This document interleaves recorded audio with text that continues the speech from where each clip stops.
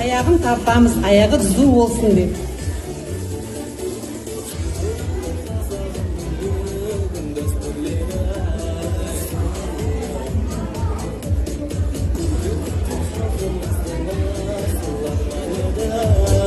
Қозғалмай түзу ұйықтасын, әдемі көп өссін деп қолын тартамыз.